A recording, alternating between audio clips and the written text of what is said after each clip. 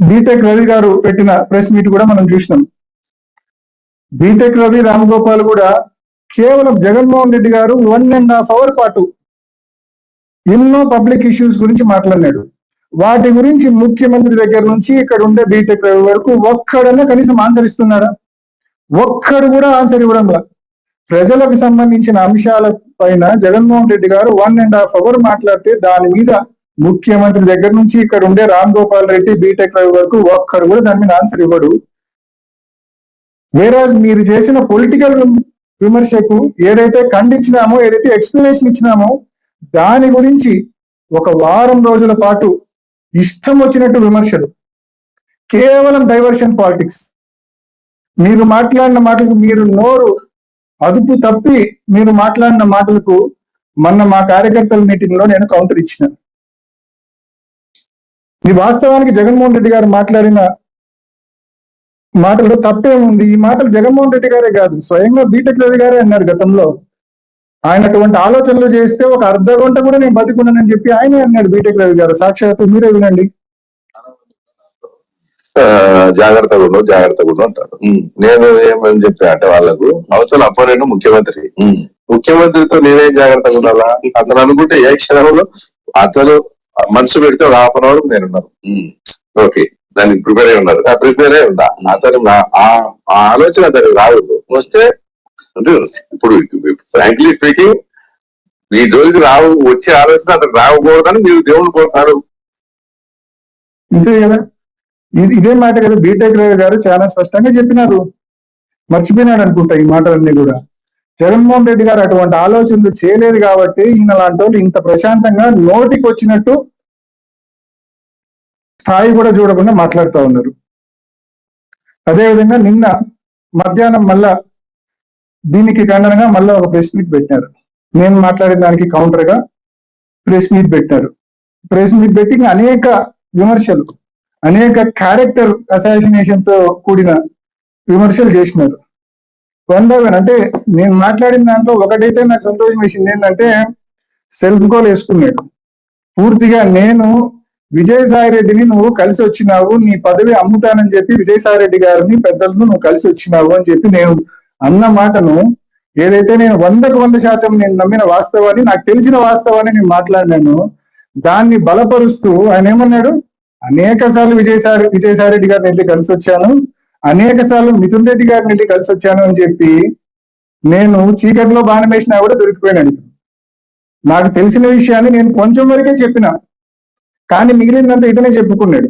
అనేక సార్లు మిథున్ రెడ్డి గారిని కలిసిన అంటాడు, అనేక సార్లు బీటెక్ రవి గారిని, అనేక సార్లు విజయసాయి రెడ్డి గారిని కలిసిన అంటాడు. సో కాబట్టి ప్రతి ఒక్కరు కూడా ఆలోచన చేయండి. అంటే ఏదో అంటారు కదా, తన్నపోయి తన్నిచ్చుకోవడము, ఇరుకున పెట్టబోయి ఇరుకున పడటము, అలా ఈయన కూడా ఏదో చేయాలని చెప్పి మరి ఈరోజు వాళ్ళ పార్టీకి వాళ్ళ నాయకులకి అందరికీ చెప్పుకున్నాడు. ఈయన పదవి అమ్ముకోవడానికి వైఎస్ఆర్ కాంగ్రెస్ పార్టీ నాయకుల దగ్గరికి నేను ఏదైతే మాట్లాడినానో అది వాస్తవం అని చెప్పి ఆయన ఎండార్స్ చేసినట్లయింది. రెండోది, దగ్గరికి ఉల్లిమెల్ల తోటలో నన్ను కలిసినాడనే విషయం నేను యాక్చువల్గా మర్చిపోయింది. నాకు బాగా గుర్తు చేసినాడు. గుర్తు చేసినందుకు కూడా ఆయనకు నేను ధన్యవాదాలు తెలియజేస్తాను. బహుశా ఇది కూడా నేనే మాట్లాడేస్తే వాళ్ళ పార్టీలో ఆయనకు మిగిలిన కొంచెం క్రెడిబిలిటీ కూడా పోతుందన్న భయంతో, ఆందోళనతో నేను ఎక్కడ మాట్లాడతాను అని చెప్పి దాన్ని ప్రియంప్ట్ చేసుకోవడం కోసం, దాన్ని ఓవర్కమ్ చేసుకోవడం కోసం బహుశా ఆయనే మాట్లాడినట్టు ఉన్నాడు. ఉల్లిమెల్ల తోట అని అడుగుతున్నావా? ఎవరిదా ఉల్లిమెల్ల తోట? నాది. నా తోటకి నీకేం పనయ్యా? ఏం పని ఆ తోటకి నీకు? ఊపుకుంటాను ఆ తోటకు వచ్చినావు, కూర్చున్నావు. ఏం మాట్లాడినావు నువ్వు? 2014 జనరల్ ఎలక్షన్స్ ముందే, నేను ఇంకా అప్పటికి ఫస్ట్ టైం ఎంపీ కూడా కాల. ఏం అడిగినావు? మా ఊర్లో పూర్తిగా ఫ్యాక్షన్ నేపథ్యం ఉంది, మాకు మా వైరి వర్గానికి మా చిన్నాయన్ను వాళ్ళు చంపారు, వాళ్ళ ఎంపీపీని వాళ్ళ సోదరుని మేము చంపినాము అని చెప్పి మీరు మీ గ్రామానికి సంబంధించిన ఒక కక్ష ఉందని చెప్పి, మీకు మీ వైరి వర్గానికి సమస్య ఉందని చెప్పి మీరు చెప్పారు. కాబట్టి దానికి కసునూరు ఎంపీటీసీని మీరు మాకు వదిలేయండి, హిమకుంట్లను మేము మీకు వదిలేస్తాము అని చెప్పి మీరు ఒక ప్రతిపాదన ముందుకు తీసుకొచ్చారు. సరే, లా అండ్ ఆర్డర్ ప్రాబ్లము, గ్రామంలో కక్షలు పెంచడం ఎందుకని చెప్పి ఆ రోజు మీరు ఇంకో మాట కూడా అన్నారు, నాకు రాజకీయాలు అంటే పెద్ద ఇంట్రెస్ట్ లేదు, ఇది అయిపోయినాక నేను 2014 ఎలక్షన్లు అయిపోయినాక నేను వైఎస్ఆర్సీపీలో జాయిన్ అవుతానని కూడా చెప్పినారు. ఆ ఎన్నికల్లో విష్ణు గారు ఎన్నికల ప్రచారానికి వస్తే, సతీష్ రెడ్డి గారు తమ్ముడు విష్ణు గారు ఎన్నికల ప్రచారానికి వస్తే మీరు ఆయనను కనీసం గ్రామాలు తిప్పకుండా వెనక్కి పంపించినారు. అంటే అప్పటికే మీరు ఫిక్స్ అయిపోయినారు ఎలక్షన్ లేకపోతే వైసీపీలో జాయిన్ కావాలని చెప్పి. మేము మీ గ్రామానికి సంబంధించిన మీ వైరవర్గం వాళ్ళనే మేము పక్కన హిమకుంట్లలో వాళ్ళని కంటెస్ట్ చేయించినాం. ఎంపీటీసీగా వాళ్ళు ఎన్నికైన తర్వాత వాళ్ళని ఏకంగా మండలాధ్యక్షుడిని మేము చేసినాం. మిగిలిన అన్ని ఎంపీటీసీలు పోటీలు జరిగినాయి, వైఎస్ఆర్ కాంగ్రెస్ పార్టీ గెలిచింది. మీ గ్రామంలో మీ వైరవర్గం వాళ్ళకు ఏదైతే వాళ్ళ సోదరుని వాళ్ళ ఎంపీపీని మీరు ఏదైతే చంపారో ఆ కుటుంబం నుంచి మేము ఎంపీపీ మండల ప్రెసిడెంట్ చేయడం జరిగింది. మరి అంత క్లియర్ గా ఆ కుటుంబానికి కూడా మాకు చేతనైన న్యాయం రాజకీయంగా మేము చేసే కార్యక్రమం చేసినాం. ఇది ఉల్లిమల తోటలో జరిగింది. నీకై నువ్వు సెల్ఫ్ గోల్ వేసుకునే కార్యక్రమం చేసినావు. ఉల్లిమల్ల తోట స్పష్టంగా చెప్పాలయ్యా స్వామి, అది అవినాష్ రెడ్డి తోట, నేను పోయి అవినాష్ రెడ్డిని అడిగినానని స్పష్టంగా అర్థమయ్యేటట్టు చెప్పాలా. ఊరికే నువ్వు అట్లా నీళ్లు నమిలితే నేను ఇట్లా కూర్చొని మళ్ళీ వాస్తవాలు చెప్పాల్సి వస్తుంది. ఇది ఒకటి. మా గ్రాండ్ ఫాదర్ గురించి మాట్లాడాడు. మా తాత, మా అబ్బా, మన సైడ్ తాతను అబ్బా అంటారు కాబట్టి మా అబ్బా వైఎస్ చినకొండారెడ్డి గారి గురించి మాట్లాడారు.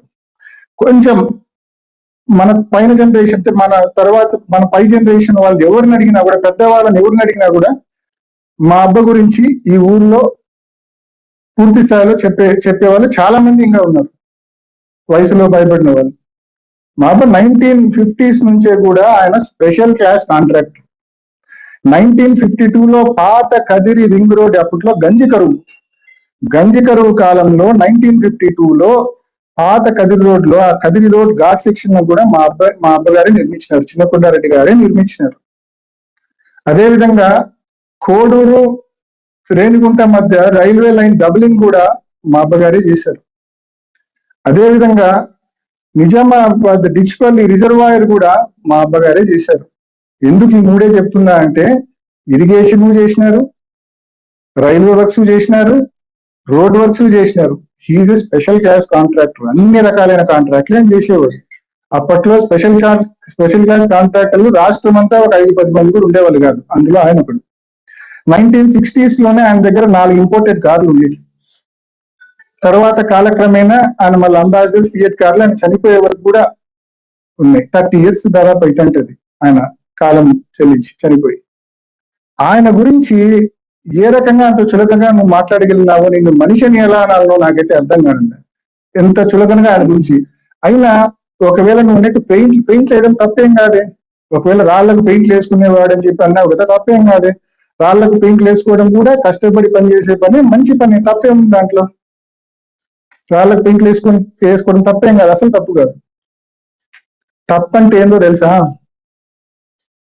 ప్రజల సొమ్మును, ప్రజల ఆస్తులను మీ మాదిరి దోపిడీ చేయడం తప్పంటారు, దాన్ని తప్పంటారు. నేను మాట్లాడిన ఏ మాటలు కూడా, నేను మొన్న మీటింగ్ లో కొంచెం ఆవేశంగా మాట్లాడిండొచ్చు. ఆయన జగన్మోహన్ రెడ్డి గారి గురించి తప్పుగా మాట్లాడారు కాబట్టి నేను ఆవేశంగా మాట్లాడినా. కానీ నేను ఆలోచన లేకుండా అయితే మాట్లాడలేదు. నేను సంపూర్ణమైన ఆలోచనతోనే, వాస్తవాలతోనే మాట్లాడినా. Please subscribe .news.